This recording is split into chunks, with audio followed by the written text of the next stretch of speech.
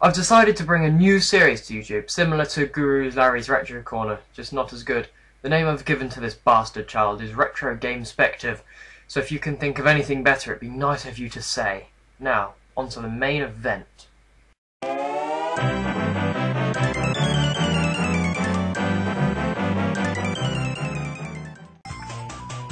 The Super Nintendo had several Sonic clones on the system, such as Aero the Acrobat and Bubsy, Claws Encounters of the third kind. Another clone for the system was a Looney Tunes license.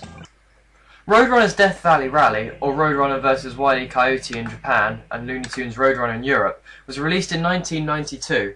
It was developed by Icon Simulations, famous for the MacVenture series, and it was published by Sunsoft, who also published Aero the Acrobat. The game plays out like an interactive version of the cartoon series. The game has you control Roadrunner, who is guided across a series of levels, 3 in each of the 5 episodes, whilst avoiding Wile E Coyote and his contraptions, as well as other obstacles in your way. Coyote usually has a different contraption for each level, ranging from the Acme Batman outfit to just simply using explosives, and at the end of each level, when the player crosses the finishing mark, you will see each contraption fail and Coyote get injured by his own contraptions.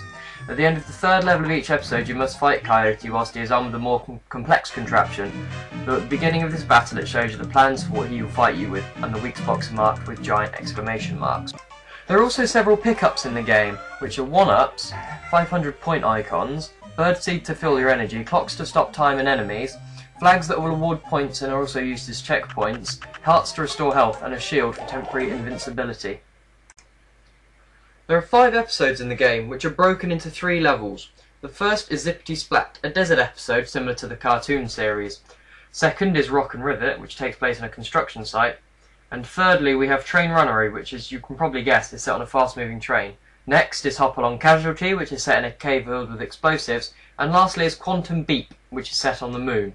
The last episode, Quantum Beep, also features a cameo from Marvin the Martian.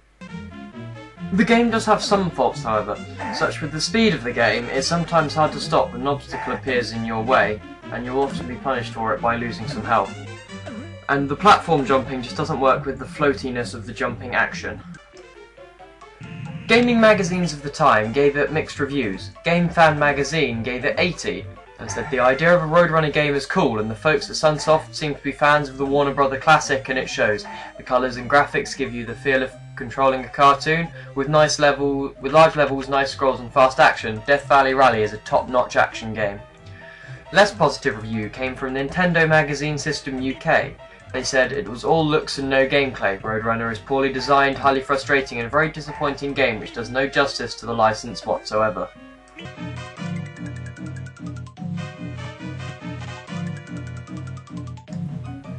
Out of the 2 reviews I just read, I'm going to have to review with Nintendo Magazine System UK. I did feel that the look of the game was very nice, with the cel-shaded graphics. It did feel like you were playing the cartoon, but as the controls were highly frustrating. It was poor level design.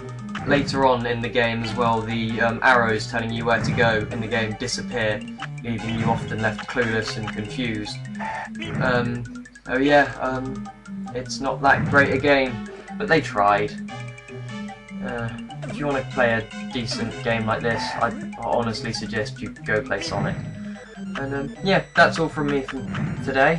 So thank you for watching the first Retro Game Spective, and I hope to see you all again soon.